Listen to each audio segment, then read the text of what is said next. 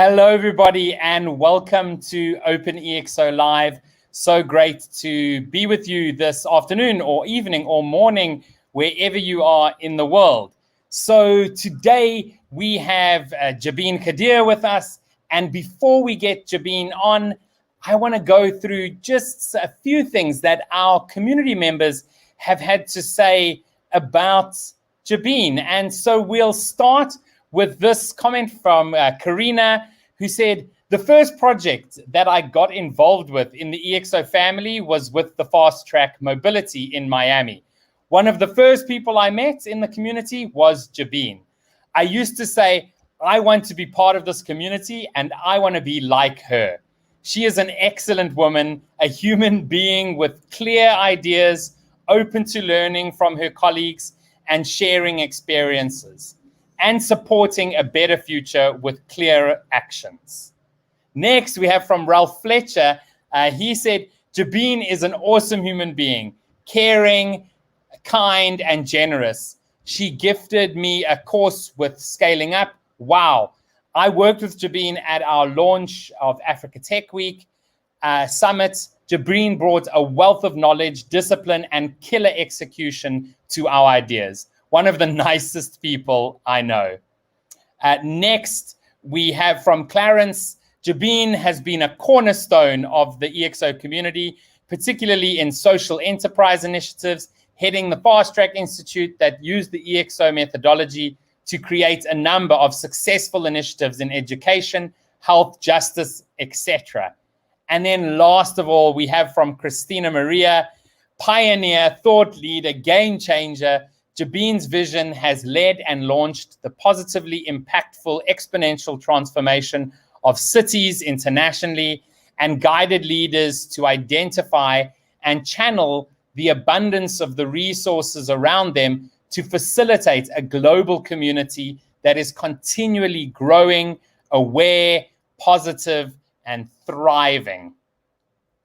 So these are some of the amazing things that folks have to say about Jabeen. So before I bring Jabeen on, just give her some time to take that in. I know she's smiling on my side. So Jabeen, really great to have you with us. If you can unmute yourself and tell us a little bit about where you're calling from. I am here in my home office in Toronto, and really, I'm just blown away, Kevin. This is like, I need some time to collect myself. Oh my God. That was so awesome. Unexpected.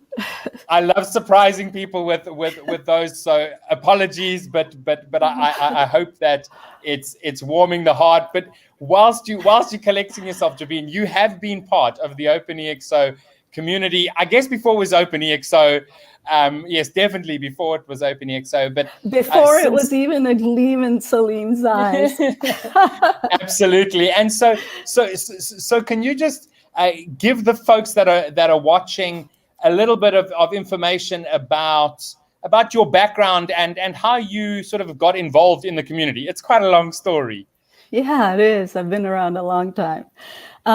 So I'm a chemical engineer by training, and that's where I met Salim. We went to University of Waterloo. He eventually went on to physics. So a long time ago, I've known Salim, and we've moved through our lives. And I reconnected with him while he was founding director of Singularity University, and kind of started becoming involved in that movement since back then when he was founding executive director. I only formally joined the OpenExO community, it was at that time EXO community, in the beginning of 2016. And I've been involved in a lot of the early initiatives, a lot of really fun things that we did. And I eventually went on to Fast Track Institute, and I was involved in all 6 of the fast tracks that were run there. I ran Fast Track Institute for 2 years and left there coming up to almost a year now. And I've since then refocused on my sustainability work, environmental, social, economic, and governance aspects of sustainability, and working with industry leaders, with a primary focus in the construction sector, and now my interest is moving into the regenerative food system. So applying regenerative agricultural practices, as well as looking for opportunities for technology to implement circular economy, eliminating food waste and providing food security and healing the earth through regenerative practices. And I really am interested and focused on empowering women. That's really driving me these days. Yeah, absolutely. So as you've said, you've been part of this movement for a very long time, and doing so many different things. I mean, you've sort of shared some of the main focuses that you have right now. Could you give those people who are watching, and to those people who are watching, if you do have any questions to Jabeen, please do stick those in the comment section wherever you're watching, so that we can cover those and we can really get this interactive. But how are you looking at implementing sort of EXO principles within all these different areas that you're working in? So with I spent a lot of time thinking about how do I connect all these different worlds, sustainability, the construction sector, my work with Fast Track, we're working with cities, and my background in standards development with respect to sustainable buildings and infrastructure. And with cities, that kind of came together. But now, through the circular economy concept, and I spent a lot of time bringing life cycle assessment into the green building rating systems in North America. And so a lot of that thinking, and that shapes my idea of governance, and the importance of governance. And it doesn't have to be government.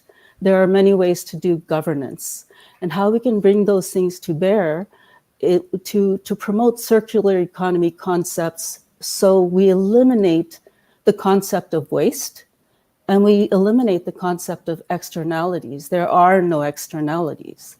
People are starting to talk about externalities again. These ideas have been around a long time. Conscious capitalism has been around for a long time. And I think the pandemic has accelerated people's thinking on this and realizing that this is really important. We have to not sustainability has to be a given, but we need to encourage regenerative practices and systems. So with respect to the EXO methodology, we plan to have challenges and sprints and workshops to promote these concepts and the idea of business model innovation within the regenerative food systems area. And I'm also involved with on the leadership team of a new startup accelerator in Toronto, focused on the food tech and ag tech sector. And we're developing their acceleration program. And I'm bringing the fast track principles and the EXO attributes into that program.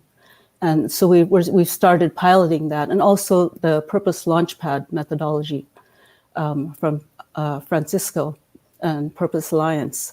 So we're adapting the methodology as we go for that. We'll offer it to this community we're building to empower women entrepreneurs in regenerative food systems. So we will be applying it there. And I'm also involved with the current initiatives is with EXO World Canada, with Ken Merkel and a bunch of amazing Canadians here. And we're hoping to use the EXO methodology and principles and business model innovation to innovate for Canada and for the world. And also, you're involved also in this initiative, Women for Impact, Kevin. Yeah. Which is starting very soon, September 28th to October 2nd. And it would be great if people can join that. And I will be a disruptor on that sprint. Yeah, no, absolutely. I'm extremely excited about the Women for Impact initiative, which really is looking at a sprint to drive the future of work for women, and the impact women can make. And I think we definitely all agree that sort of feminine energy is really what the world is needing right now. And so, Jabeen, over the years, what would you say is some of the real nuggets that you've gained, from running EXO services, sprints, etc., in cities that people can really get a lot of insight from? Well, some of the things that I always say is that, when we go into these places as teams coming from the outside, we really have to localize the context for any kind of exponential solutions applied. And if you're asking specifically about cities, Kevin, there's the local context is so important, and it's important to make sure you engage all the representative key stakeholder groups. They all need to be brought to the table, but it's a level playing field. You can't say government has to lead or business has to lead. Everybody needs to come to the table and figure out what are all the different localized solutions that we need to collaborate on together, because this is a systemic effort. This is for systemic changes, for transformation. And the other thing I would say is that ongoing change management and stakeholder management, because if we're talking about transformation, we have to help people and groups get through the transformation. And as you go through that, there's a social innovation that needs to happen. And these are some of the things that we learned as Fast Track in each successive Fast Track. The importance of the human side of things, not just on the teams that are developing solutions and working with the key decision makers, but the customers, the clients, the citizens on the street. And how we can keep them engaged in the change, how we show them what's in it for them. Without those things, these kinds of initiatives are just doomed to fail. We all know that. And so, yeah, Kevin, go ahead. I mean, absolutely. And I in the city that I was living in, they put out a call to the tech industry in the city to come work with the city to innovate, and just to get some ideas heard, you had to fill in maybe a 12-page document, and it was full of bureaucracy. So what do you think is the what is cities need to do? Because I'm a big believer that sort of cities are the future, right? That's where we have proper governance, where stakeholders can actually come together. A country's too big, in my opinion. Maybe you have a different opinion, but what should cities be doing? I agree with you, Kevin, for the most part, that it is cities rather than countries that will have the ability to have the kind of impact, and cities are multi-stakeholder environments. And so applying the EXO attributes in an environment like that is different, because you have to take into account all these, and you also have to be, for the credibility of the initiatives in the eyes of all these level stakeholder groups, there has to be transparency, there has to be credibility behind the process, and you have to follow the rules that you set, that you agree on. So there are all these things in running these multi-stakeholder initiatives in cities. This is back-end stuff. But I want to come back and maybe question the assumption that cities are the future. I still believe that they are, but with this in pandemic mode, a lot of things are shifting and changing.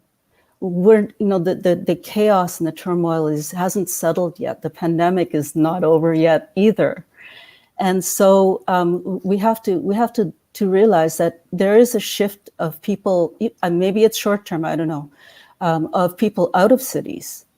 Maybe they want to go and grow their own food, and who knows where all these trends will end up. What happens to all the commercial real estate when companies realize they don't have to send all of their workforce back to those commercial office buildings in cities?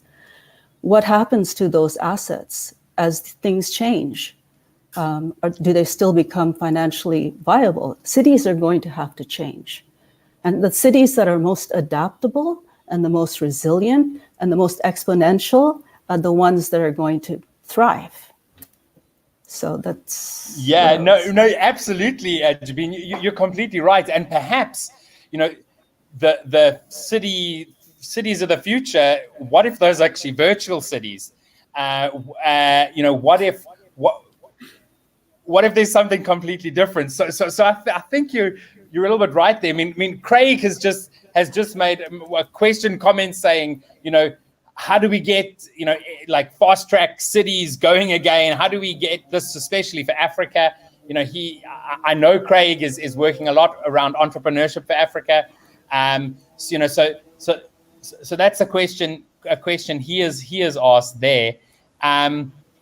We also have Shay who has said, what do you think about the urban exodus and disillusionment happening right now in cities, especially because of the pandemic? How do we create exponential solutions in rural areas?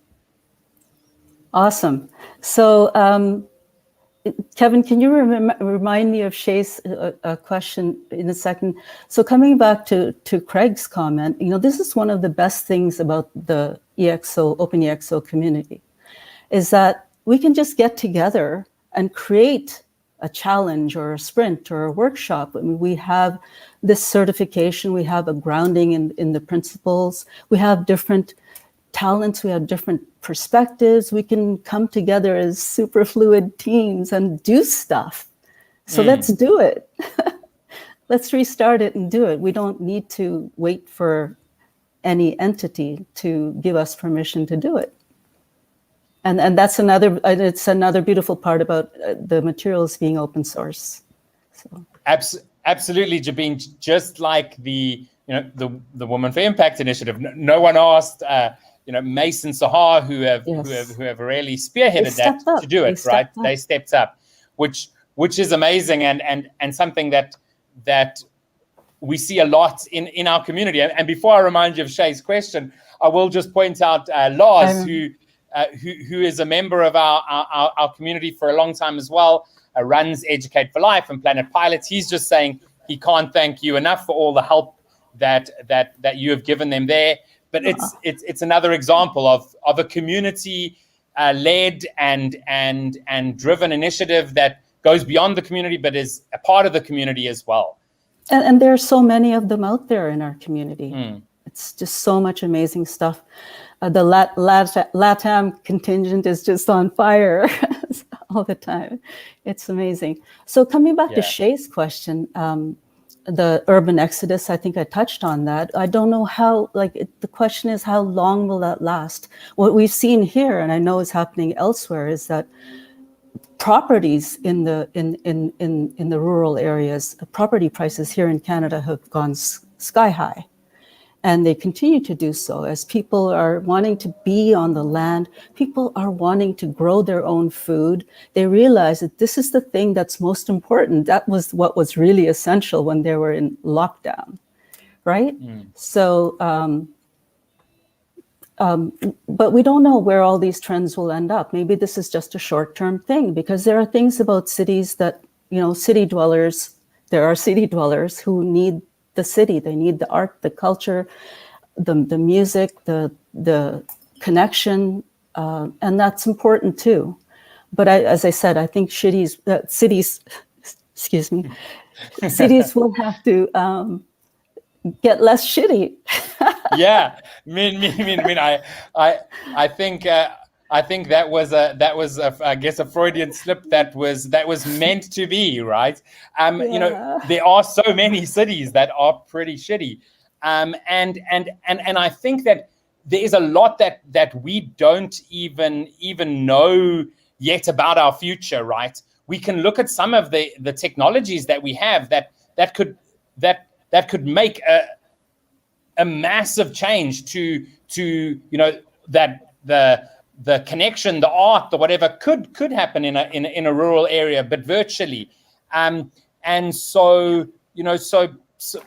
so it really is open to so many things. And another question that we do have in here is just around. I just want to say that we have this immersive Van Gogh exhibit going on in Toronto, in the city, and people are raving about it. So I think cities are going to become a bit augmented too, but we still need the physical city.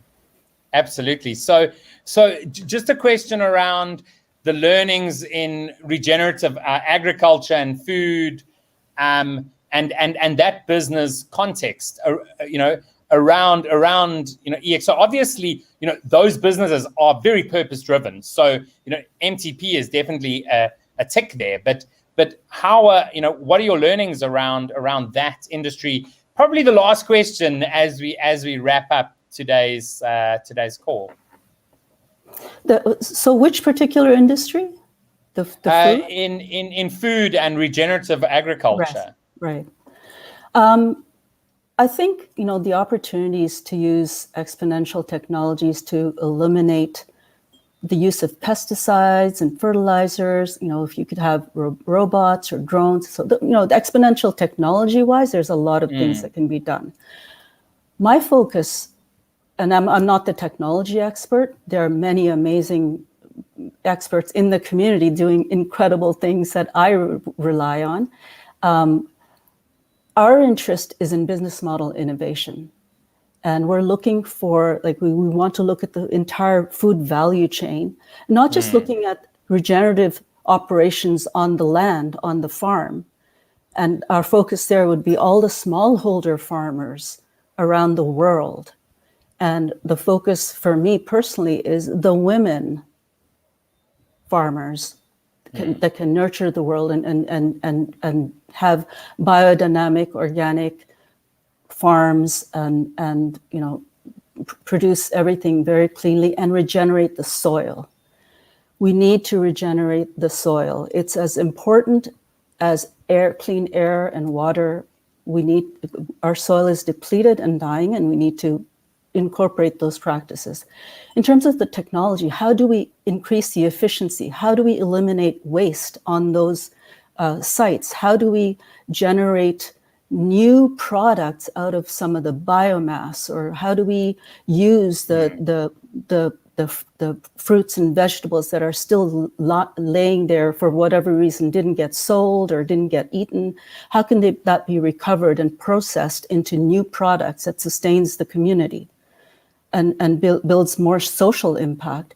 And technology can help with all of this, and I believe. And also in cities, for example, if you think about what will happen to those stranded assets, the buildings or whatever, there are large-scale urban farming operations springing up in cities. Those changes are happening, and technology and exponential business models have a huge role to play in transforming cities and the way food gets to the citizens.